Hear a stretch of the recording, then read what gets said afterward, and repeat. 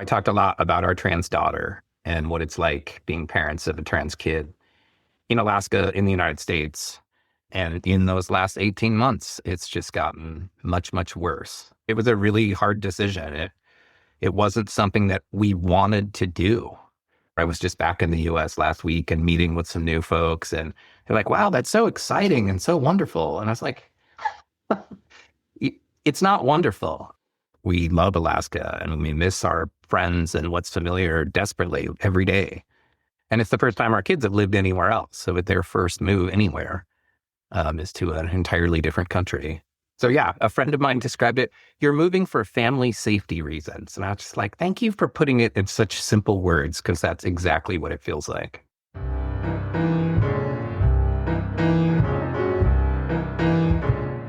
Welcome to the East Anchorage Book Club. I'm your host, Andrew Gray. The purpose of this podcast is to tell the stories of Alaskans of interest and importance. Today, our guest is wildlife biologist Aaron Poe. This is his second appearance on this podcast. His first appearance was 18 months ago and was part of a series on transgender youth in Alaska.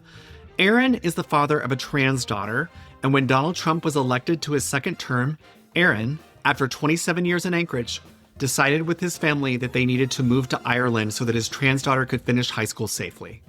This episode is the first in a series about folks who have left the United States permanently. We will be talking about their reasons for leaving, as well as the practical matters of how one can move themselves or their families to another country. Aaron Poe, welcome back to the podcast. Well, thanks. It's good to be here. I re-listened to your previous episode from about 18 months ago. You mentioned that when you grew up in all over the lower 48, that your family moved around a lot. Was your dad in the military? In an interesting way, kind of similar, but he was with the National Park Service. And so similar that in order to climb the ladder, as it were, in the Park Service, just like it is in the military, that you get moved around a lot. So I lived in 12 houses before I was 18. So yeah, lived mostly in the western states. I guess we did live in Michigan for a little bit, but mostly in Utah, Colorado, Washington State. My understanding, and we're going to get there, is that you were able to move your family to Ireland because of Irish heritage. Did your parents grow up in the lower 48? So they mostly did. My mom was born in the city of Athlone, which is like right in the center of the island of Ireland. She was adopted out of Ireland when she was 3. So the story, some of your listeners might be familiar with the story of the Magdalene laundries, where back at that time, if a young woman were to get pregnant out of wedlock, the Catholic Church would do the best that they could to kind of hide that away from the world.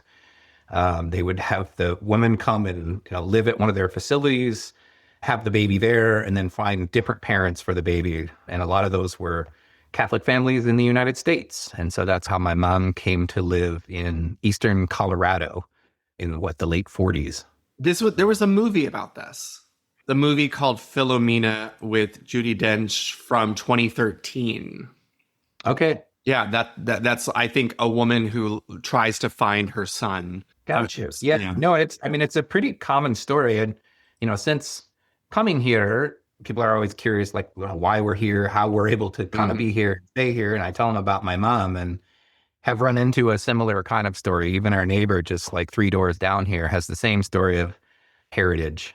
So anyhow, yeah, kind of a dark past that the Catholic Church.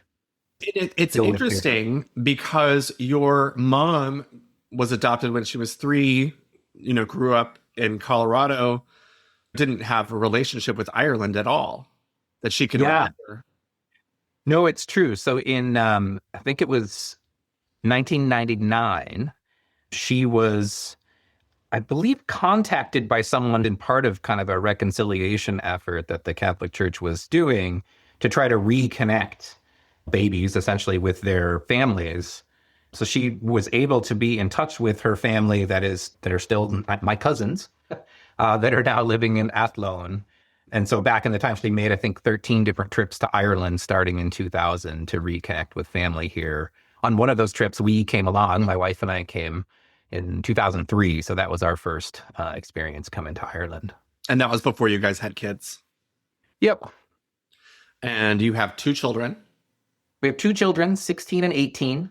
So one just graduated high school in May, about a week before we moved here. And And then another one's in how's your younger August. one enjoying Ireland? She's doing okay. Definitely for all of us, it's been a big kind of transition and change. And our younger one is the one person who has to go to school every day and kind of immerse herself in it. I actually still work for the same company that I work for in Alaska. I brought my job with me, and my wife is busy looking for work here. But yeah, so our youngest is kind of, out there in the trenches every day, trying to figure out how to acclimatize and get along in Ireland world. Tell us a little bit about your wife's job search. What kind of work is she looking for? She's looking for business analyst positions. And a lot of times when we throw that name out, people are like, I don't have any idea what that does. It kind of sounds like a fake job. But essentially what she does is she helps software companies connect with their clients and build a product that the clients actually want. And fortunately, with all of the tech industry here in Ireland, there are a bunch of those kind of jobs that come up. And so she's been putting in for several over the last, I guess, month or so. She didn't actually have approval to put in for jobs until just kind of the end of August. Got it. She is not a citizen. So my kids and I are citizens because of my mom being born here. But my wife is not a citizen. So she had to go and get essentially a work permit. I mean, is it easier for her to get a work permit because she is married to an Irish citizen and mother of Irish children? Yeah, 100%. Nothing is automatic, I suppose, in any world, but that's what, everyone had told us kind of leading up to what amounted to be about a 5-minute interview. We had to go to Dublin for, but about 5 minutes, stamp, and she was ready to go out the door with the permit that she needs to live here for another 3 years, and then she can reapply, but more importantly, to seek a job. And how long had you had your citizenship? You talked about your mom doing the 13 trips in the early 2000s. So it's really interesting because Irish immigration is very clear that if you have a parent who is a citizen here, you are a citizen. You just don't have your documentation yet. That's how they want to make sure that you think about it, which you think is kind of remarkable given the way that folks, think about immigration in the U.S. But anyhow, so I've had it since probably 2005, I think. And did you know in 2005 that this was a really great thing? I appreciated it at the time. And if I'm completely honest, I pursued it the second time that George Bush was reelected. And I was just kind of like, wow, this is really surprising. And, in the midst of the Iraq war and all the abuses and everything going on there, that folks were kind of happy to re-put this person in office. And so that's literally the reason that kind of catalyzed me to pursue it back then. Never really knowing or imagining necessarily that I would use it, but that I might need it someday. And how difficult was the process for you? It was relatively simple. I had to have a copy of my mom's birth certificate, show my parents' marriage certificate to show how the surname came to be for her. Mailed the materials to the Irish consulate at the time I guess it would have been San Francisco. And it was about a few month process or something, but it was relatively simple and painless. And you don't have to renounce your American citizenship. Nope. You have both. Yeah, the close relationship with so many folks that, have moved to the U.S. over the centuries from Ireland. The U.S. has a pretty close relationship with Ireland. It's very easy to be a dual citizen and just a lot of interchange between the two countries. Did your mom ever meet her mother?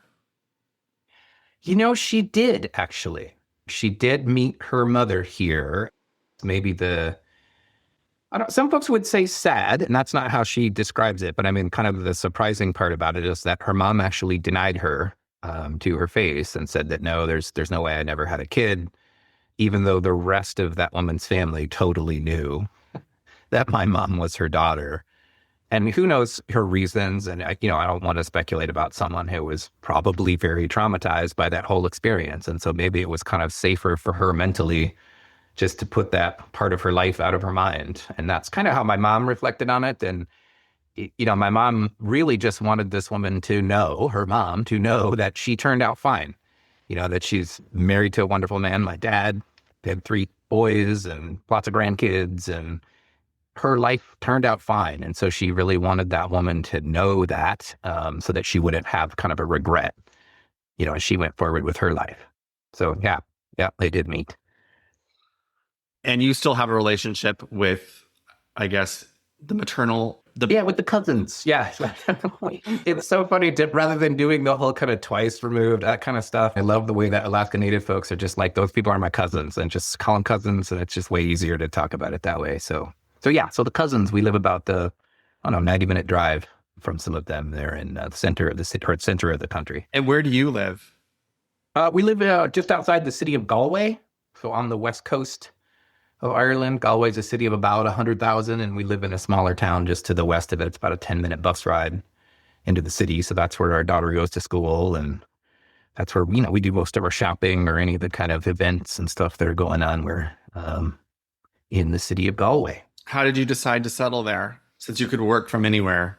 We actually took a trip in March of this year before we even knew if we were going to move. We were still trying to make the decision in March if we were going to go or not. And we thought, maybe we should go literally be in the country and check out some places. So we looked at Galway, we looked at the city of Cork, and then we looked at a smaller town called Wicklow that's south of Dublin, kind of on the opposite side of the island on the east coast. And we really fell in love with Galway when we were here. And quite honestly, our B&B host for our 5 nights in Galway is a large reason why we're here. Like, she is such an incredibly wonderful woman who I swear I don't use words like guardian angel that much. I swear to God, this woman is like our guardian angel. And, even before we were sure we were going to move here, she was sending us things about schools once she understood that we were considering it. And, she found us the house that we live in and helped us get our youngest into the school that she wanted to go to. And it's just been an incredible connector to all the things kind of in the Galway area that she knows would be interesting to the Pope family. When did you get there? I mean, you came and visited, you decided on Galway. You said that this Airbnb host helped you find a home. Yeah. We moved here on June 3rd. Yeah. And that was after that, we did like a 2-week trip here at the end of March. And it was kind of at the last couple of days of that trip in March when we made a decision that we were going to flip the switch and make the big change. In your first podcast episode, you mentioned that you had been in Anchorage since 1998. And at that time, it is 26 years. I guess when you moved to Ireland, it had been 27 years in Anchorage. And you attributed that to moving around so much as a kid, wanting to really plant roots and stay in one place. So talk a little bit about why you decided to move not just out of Alaska, but out of the country. Yeah. No, and on our first conversation that we got to have, it was 18 months ago. I talked a lot about our trans daughter and what it's like being parents of a trans kid in Alaska, in the United States. And in those last 18 months, it's just gotten much, much worse. And, frankly, we are afraid for her health and well-being if she continued to live in the United States. Folks have seen in the recent months probably that, the attacks on healthcare opportunities for trans teens and even trans adults for that matter. So it was a really hard decision. It wasn't something that we wanted to do. It's interesting. I, talk to colleagues now, or I was just back in the US last week and meeting with some new folks, and they're like, wow, that's so exciting and so wonderful. And I was like, it's not wonderful. And again, I don't want to sound like I'm ungrateful that we have this incredible opportunity that other folks don't, but we didn't want to move. We love Alaska and we miss our friends and what's familiar desperately every day. One or the other of us has a, pretty significant bout of homesickness going on. And it's the first time our kids have lived anywhere else. So their first move anywhere is to an entirely different country. So we felt for kind of basically a friend of mine described it, you're moving for family safety reasons. And I was just like, thank you for putting it in such simple words, because that's exactly what it feels like. Did your older daughter come with you? She did. Oh, yeah. What's she doing? She is taking a gap year. She would have been in school at University of Alaska Southeast in Juneau, was her plan. But now because we missed deadlines to apply for schools here, she's taking a gap year, which she's enjoying. And she's kind of a budding filmmaker, videographer type person. So she's getting to spend a bunch of time doing that kind of thing in a new country, which is cool and exciting. But yeah, she had the choice. We're really glad that she decided to come with us. She turned 18 last year. So if she wanted to stay and if she had wanted to kind of be there in Alaska, I mean, frankly, that would have felt pretty terrifying, being this far away. But yeah, super glad that she chose to come along with the rest of us. What kind of environment is Ireland for a trans 16-year-old? Yeah, it's a good question because a lot of people sort of imagine it's because it's not the US and you don't hear a lot of that otherwise, that it's, some kind of a paradisey place. And it's not 100% that. Frankly, access to healthcare here is not necessarily easy. There is government healthcare, so government provided healthcare in Ireland. And you can't even begin any kind of intervention or services until you're older than 16. And getting access to kind of gender affirming care, especially if you don't have anything beyond the government health, is actually pretty challenging. And this was something, again, that we kind of knew going into it, that it wasn't a perfect paradise. But part of that trip that we did, I mentioned in March, actually, there's a really awesome non-governmental organization here that put us in contact with a bunch of families of trans kids. And so in each of these communities that they were visiting, they'd set up meetings for us to be able to kind of just chat with other parents and be like, what's it like? And what's different here, unlike the US, is people stay out of each other's business. The whole kind of live and let live thing that America maybe used to be so famous for, or particularly Or Alaska. Yeah. Right, used to be incredibly famous for. People actually live that value here. And so even though I'm sure they're gossiping, it's not something anyone's going to talk to a teacher about, a principal about, a school board member about, because it's not their business. This is kind of a sensitive question, but is your 16-year-old trans daughter, do people obviously know she's trans when she goes to school? They don't. And that is something that I think is pretty amazing and fortunate for her. Because for her, she's just a girl here and no one ever knew. And so that's actually something that she didn't have in Anchorage. Right. Because that's where she grew up and, people know our family and stuff there Right. here. So it is in a lot of ways for her, the kind of starting over anew, despite, again, like she desperately misses her friends, as, people might imagine a teenage girl would. But yeah, so it is something new for her. And just, generally, even when we were here just in March and we were just, still trying to, doing this trip and not knowing if we were actually going to live here, she already felt safer here. And, not just as a trans girl per se, but literally just as a person. Mm-hmm. The cities, even Dublin, which we kind of chuckle sometimes because a lot of Irish folks, think Dublin is this super dangerous, scary city to be in. And it's sad when you compare it to Anchorage and you're like, it doesn't actually seem that frightening to us. And people here don't have guns in their pockets, like they did at home. So just in general, she feels safer just, in the country. But yeah, just, people, there are not protests against trans people like that. That's not a thing that is happening here in Ireland. And so just the whole vibe, I suppose. Well, I confess my ignorance. I knew that Ireland had had a gay prime minister. He's not the prime minister anymore. I guess, what's the political situation like in Ireland, and do you feel comfortable with it? Yeah, no, as a kind of a political nerd myself over the years, I've always been plugged into like political news and trying to understand the differences between the parties.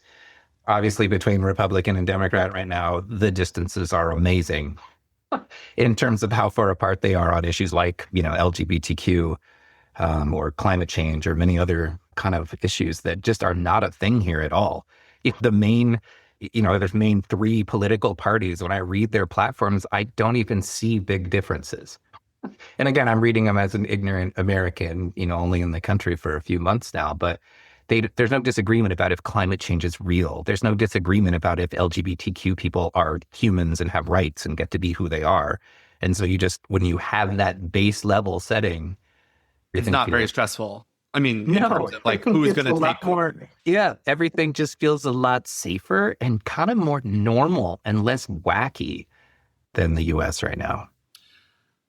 And speaking of the US right now, I guess from when we last talked, so when I talked to you 18 months ago, President Biden was still the president. There hadn't been the disastrous debate of last summer that basically ended up removing him as the candidate. And Yeah. talk about how all of that played out in your family and what that was like. Yeah, we were watching it incredibly closely. And honestly, I don't think that we believed that, despite the kind of rapid exit of Biden and, what looked to us like a pretty well run and awesome campaign by Kamala Harris and Tim Walz, like we just didn't believe that he would get reelected. Like, like people didn't you experience what happened the previous 4 years. And again, I guess underestimating folks. I don't know how to say it any better than that. But yeah, it was incredibly devastating when we imagined going into election eve that things would be fine and we were going to move forward, and our daughter will be able to graduate high school with her friends and everything else. And it all obviously turned on a dime. And we started talking really seriously in November about The maybe moment that he won re-election, that Trump was reelected, you started talking about whether or not you guys could stay in the United States. Yeah, yeah, absolutely. And I think the conversation where we started to make it really serious, my wife and I were walking the ski path around Sand Lake, which is lovely and frozen in November. And really and kind of switched from should we go to why wouldn't we go? And I think that was the mental frame that was just like the switch for us. Like, we should start evaluating the reasons why we wouldn't go, because everything seems so chaotic to kind of hinge a decision on, well, maybe they will do this or they won't do this now that they have power. Just felt kind of, it's almost making a negative choice versus a positive choice. Like, let's look at the reasons why we shouldn't go versus why we should stick here. So it was. And did you guys go home after that walk and talk to your kids? Or when did you talk to the kids and what did the kids? Yeah. We talked to them, off and on. And I think, honestly, they talked to us. We're fortunate to have like really awesome kids that are really well grounded and in touch with their kind of emotions and thoughts and ideas and don't shy away from expressing them to us. So, it was kind of almost immediate. Like, maybe we should go. Maybe we can stick it out. Like, those were the conversations we were immediately having. I do a lot of like convenings where I get folks to kind of work through issues together. And so there's like a process where you can do a strengths, weaknesses, opportunities, threats analysis. And so this is how nerdy our family can be on a Sunday evening. We literally sat down and did that and, wrote on sticky notes and had them kind of placed around the room as kind of like, let's really just make explicit what's everyone worried about, what's everyone thinking about in terms of opportunities. What is it that maybe gives us the most fear about staying here? And so we did that as a family. And, it wasn't an overwhelming, yes, we need to go, because there was lots of, oh my gosh, all of our friends are here. Everything we know is here. How could we possibly leave? But I think it was that conversation that really helped us all understand better that, gosh, maybe we will have to. And I think from this Alaska state legislator's perspective, Alaska is far away from the lower 48. We do have some protection. We have a Senate and a House that has folks in control that aren't going to take up any of these issues. And so, my pushback on that is that Alaska's not as bad as Texas. Yeah. And I think that's true, providing things can actually proceed in the ways that they have. But this federal administration is so scary. And there's one party that seems to just completely debase itself with zero integrity at all. And so I'm 100% like impressed and amazed by what you guys are able to do in the legislature, but I'm worried that things won't happen anyways. Was there anything specific that happened once Trump was sworn in where you guys thought, we're definitely leaving? I don't think so. I can't think of like one hinging thing. I think just we kind of switched from like that. If they say this or do this, then that's one more mark against staying, towards like what would be good about going, or like what would be the hardest thing about going, and kind of turning it more on stuff that we felt was in our control versus something that we couldn't predict that they might do. Basically, moving away from a reactive stance that, your future was going to be determined by something that Donald Trump was going to do, and Right. more into the lane of we're in control of our own family's destiny, and this looks like the right path for us, and we're going to move down it regardless of Yeah, what Trump may say or do on any given day. I think that's right. I think that's right. I mean, I know other people kind of have looked at it in different ways where they're like, I've got a bright line that if they cross this line, then we're out of here kind of thing. But that just wasn't kind of the way that we looked at it, I don't think. Well, there are other families with trans kids who didn't move out of the country, but just moved out of state. And I'm sure that you're part of a network where you're talking to other parents of trans kids. Yeah. Have you heard from other parents that they wish they had a parent who had been born in Ireland? I hear that very regularly from so many people. Again, because I feel not good about like our decision to move, right? And so I simultaneously feel guilty that we didn't stay and sticking the fight along with all of our friends. And so I always kind of try to explain that to, friends or colleagues or honestly, even random strangers that I talk to on a train or something, like this kind of internal conflict in myself. And all of them end up saying, I wish I would do this. I would do the same thing. I wish I had the ability to do what you're doing, which then simultaneously even makes me feel more guilty because we do and they don't. And who knows whether people would go through it. But in the kind of their knee-jerk response to me that feels very sincere is that they're like working on a backup plan. And it's just incredibly disheartening and scary to think of people who've lived their whole lives in the US thinking that it's not safe. Do you have friends in Ireland who are Americans who recently moved to Ireland? We haven't met any, recent American folks that have moved here. One of the families of trans kids that we met when we were here in March were Americans that moved here like a few years ago. And Oh, they that's did, interesting. So there's yeah. actually a group of parents of trans kids in Ireland that you're connected with? Yes. Yeah. So I mentioned earlier, there's a nonprofit here, or an NGO, as they say, non-governmental organization, that is all about supporting basically families with trans kids. And they do amazing stuff all around the country. And so they helped us connect when we were trying to make the decision about moving here. They helped us connect with families. And so we did run into a family of Americans that had moved here a few years ago. I mean, and again, like kind of for political reasons, like they saw the writing on the wall and they thought, dang, things seem a little scary in the US. And they had a kind of a specific job offer to make that move. But So there is a narrative that America's been too liberal in terms of the treatments offered to trans minors, and that Europe is more conservative. Is that true? And does your daughter have the same access to medical care in Ireland that she had in Anchorage? availability is an issue. I mean, availability is an issue in both Alaska and Ireland in terms of service providers who are actually available to help trans kids. So we have just in the last kind of month or so gotten her connected to the same sort of care that she was getting in Alaska. And I suppose to answer your question as to if it's more generally available, it varies a lot by European Union countries. So some EU countries have a lot of access to care and a sort of availability of treatments, and some don't.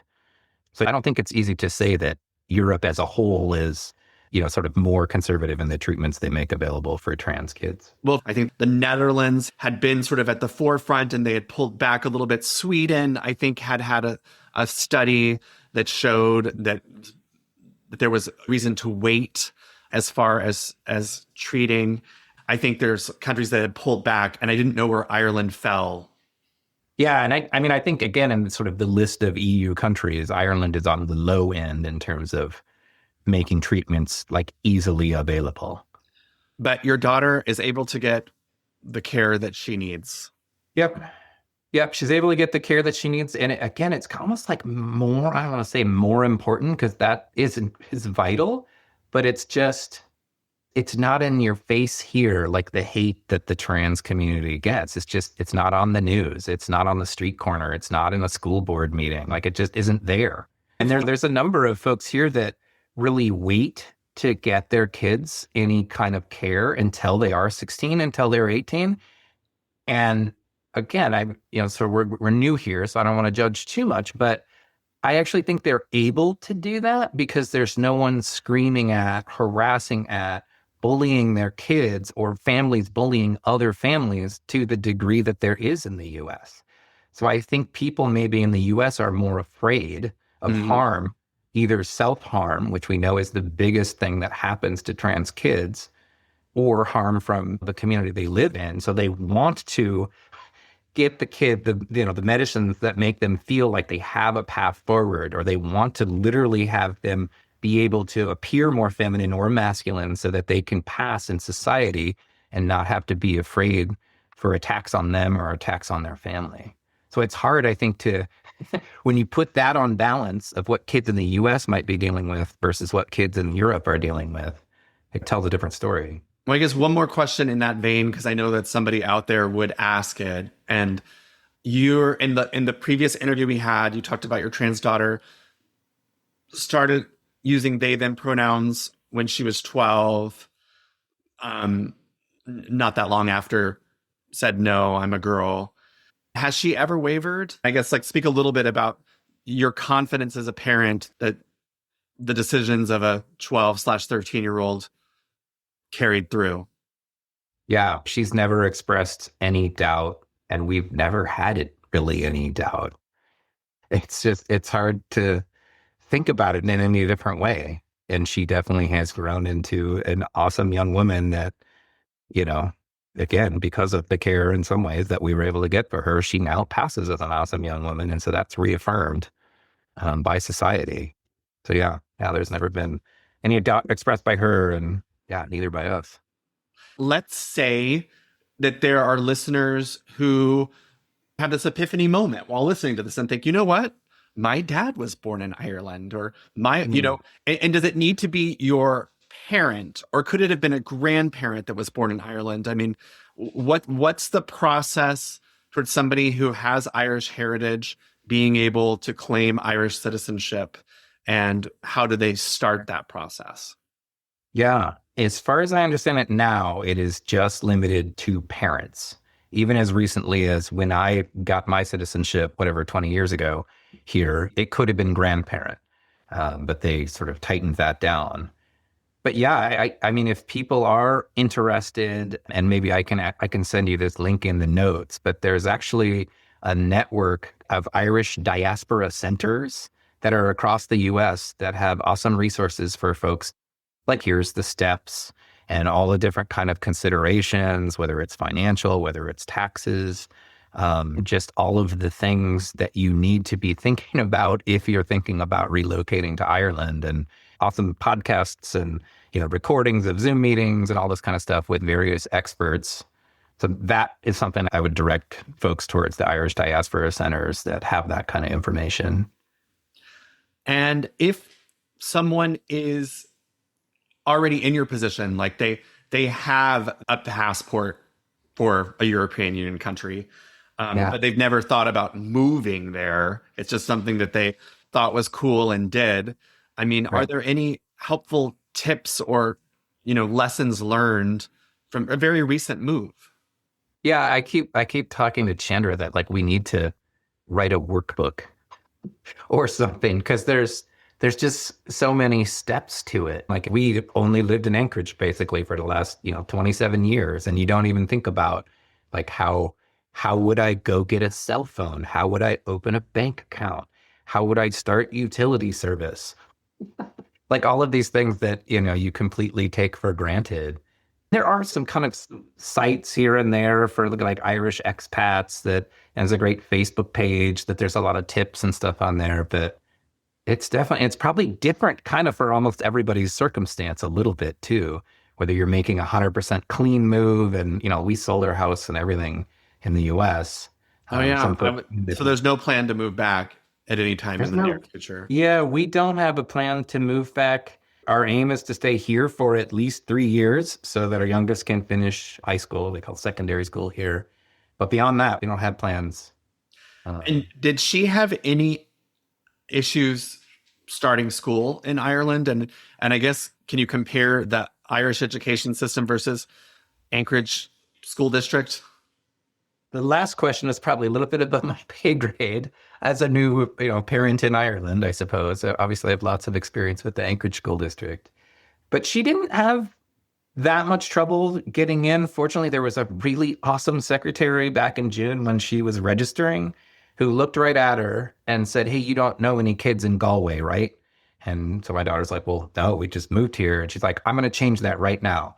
And she picked up her phone, put it on speakerphone, and started calling moms of other kids that were my daughter's age. And as she put it, kind of looked like they could hang with your daughter. And it was just like, honestly, one of the sweetest, nicest things people have ever done, right in front of us, and connected us with these really awesome parents who have great kids. My daughter's now in a rock band with them, like just really cool, transition into school for her. The school itself is obviously different. It's a little bit more kind of parochial than she's used to. The public school system in Ireland is largely supported by the Catholic Church to this day. She's kind of in an alternative school. It's still a public school, but it kind of moved away from the Catholic school model. And yet some of the formality of the education experience that might surprise some Americans are still there. But yeah, incredibly well-funded schools, with lots of trips and experiential kind of learning opportunities that I know that Anchorage School District hasn't been able to So do. you're not reading in the paper every day about $1 million shortfalls and how they're going to have to lay off teachers or eliminate programs. No, we're not. There are unions here. So I do the first week of school, like the clerical staff, teaching assistant crew they were on strike for better pay. They got their better pay. They're back in school. So, I mean, there's definitely people have to fight for their rights here, just like they do back in Alaska. But it's a lot more understood that robustly funded public schools is something that you need if you want to have an effective and thriving country.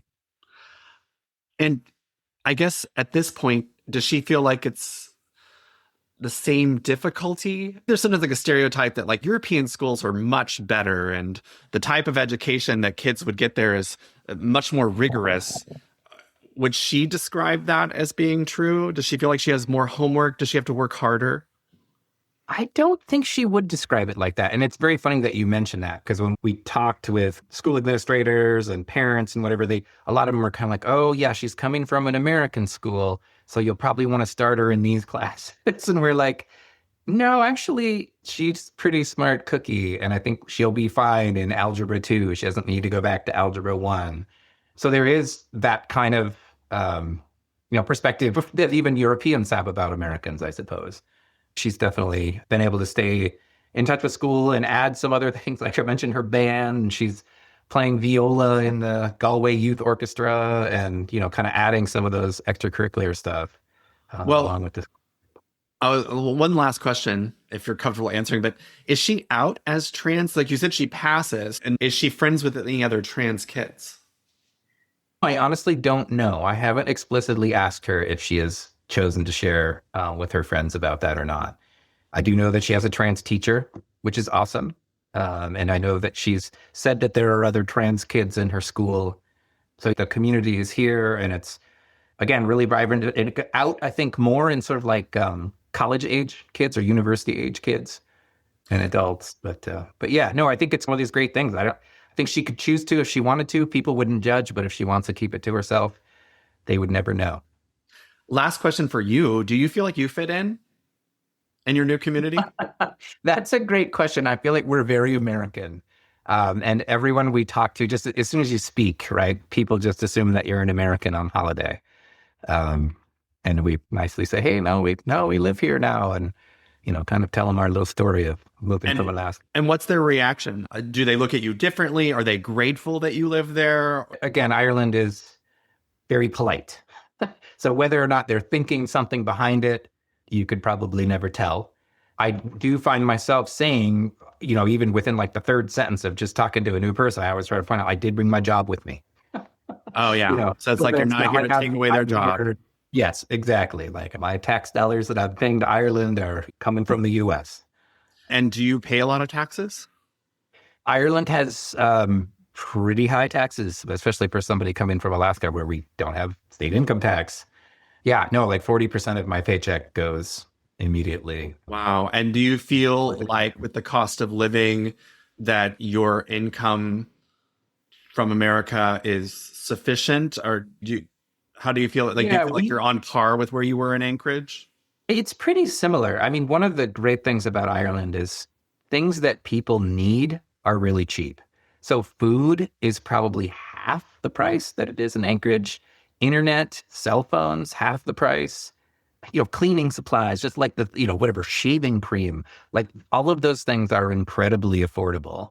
And when you start to, buy whatever laptops or televisions or, these kinds of things, then you start to be like, oh, wow, this actually looks like an Alaska price. So yeah, it's Interesting. a pretty affordable country. Housing is really expensive here. There is a, housing crunch here, just like there is in so much of the US. So I did 23andMe probably 8 years ago. But there was this whole scandal about 23andMe being sold and how you had to go in and basically desubscribe and protect your data, not knowing where it was going to be sold, et cetera, et cetera. And I put that off, and I finally did it really like a month ago. And the thing that happens with 23andMe is that as time goes by, they get more data. They're constantly updating your file. I'd grown up thinking that I was British mainly and German, but yeah, my updated 23andMe, it's just all Irish. Like it is just like Oh, wait. like just like and so it's kind of weird because I've never ever ever in any way, shape, or form thought of myself as Irish. So I'm doing this whole interview with you, and I'm kind Oh, of yeah. like, well, I guess like Ireland is like my homeland. I don't feel that way inside, but do you Yeah. feel Irish? Do you think of yourself as being Irish? It's a really good question. I mean, I still feel like I'm kind of the day to day, very American. Although I'll have these moments when we're out, especially like in the countryside or something, where I'm just like, God, this place feels like a paradise. Like it feels like this is like the best place that this human body could live, which is beautiful green, amazing white sand beaches. And so I do have to wonder sometimes, is that something a weird genetic signal? Like what? Because honestly, my wife would be like, you seem to really connect with this place maybe more than the rest of us are. And so I don't know. I will admit that I've had moments like the first time we came and stayed with the relatives and way back in 2003, I had this strange kind of feeling that I was like, oh my God, this actually feels like where I'm from. When you walk into a grocery store and everyone kind of looks like your brother slash your mom, it is kind of an interesting observation and sort of awareness to have. And we talked about you interacting with folks on the street or rando people and them assuming that you're Americans on a holiday. Do you ever just say like, no, I'm Irish? I think if I could fake the accent, maybe I would try just for fun. I probably wouldn't. I'm too honest. I would just say, no, no, we just moved here. I do always make a point, though, again, just to be like, my mom is from here. So I actually have a reason to be connected to this place. It's not was just some sort of a whimsical thing that we chose to do. And you feel like you guys have made the absolute right choice for your family? Honestly, I don't know. Every day, I would guess I'd probably ask myself that, like, man, I can't believe we did this. Did we do the right thing? And I'm sorry to say it, but one of the antidotes that I have for moments like that is I still am totally immersed in US news. And I turn on, whatever podcast or news, and I just am like, oh my God, what is happening Well, to these? I'll express my concern. I thought about this a lot. I watched the news last night, with the bringing charges against Letitia James, with bringing charges against James Comey, with the attempts to deploy the National Guard in Chicago and Portland. It's just happening so fast because he was just sworn in this year. And I think if this were happening in his last year, it'd be like, oh, we're going to get a new president in a few months and they can just reverse this and undo all this. But I think my fear is like, if this is the first year, where do we go from here? Like, how much worse can it get? Like, you're prosecuting people based on the fact that they're your political enemies. You're invading cities because they're controlled by Democrats. Yeah, sweeping people off of the streets with no warrants. And that's happening in Anchorage. I don't know how close you're following, but they're Yep, I've been following it in Anchorage, and it's just, to me, it's so shocking. And I don't know. Again, I'm so torn all of the time. It's like, I should be back there trying to help versus I might become a crazy person if I was back there trying to help and seeing all of this change so rapidly. And so many people don't seem to be bothered by it, or it doesn't seem to be something that is impacting them. That would be hard for me to witness, I think. The way I think about it is that so many Europeans moved to America because they were escaping bad things at home, Right. and spent their few generations here. And now the bad things are happening here. And so it's like the reverse migration back to where we came from. Yeah. Yeah. No, I definitely, admit to thinking there's some kind of whatever dark or perverse poetry in there somewhere. Well, Aaron Poe, thanks again so much for coming back on the show. And any last thing you want to say to Alaskans who might be listening? I'd say know that we're still thinking about you. And even though we're 9 hours away to the east, both my wife and I are still engaged in organizations that are trying to do good things for Alaska. It's not easy. We miss everyone. We miss the familiarity, the fall colors, the termination dust, all of that kind of stuff every day. And please come visit. Oh my gosh, we've had so many Alaskans here this summer, and that has been super great. Thanks again, and best of luck. All right. Thanks so much, Andrew. Thank you, listeners. If you like what you heard, please subscribe, rate, and review us. To contact me, email rep.andrew.gray@akleg.gov or call 907-269-0123.